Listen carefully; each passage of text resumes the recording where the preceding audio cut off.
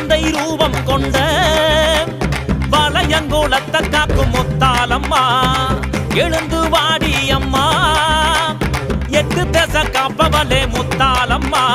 கோமத்துல ஆத்தா கந்திரந்து பார்த்தா பொல்லாத வினையெல்லாம் தீரும் அம்மா முத்தாலம்மா எங்க முத்தாலம்மா முத்தான அருள் தர வேண்டும் அம்மா பக்தர் எல்லாம் பார்க்க வந்தோம் அம்மா பக்தியில என் தேகம் சிலிக்குதம்மா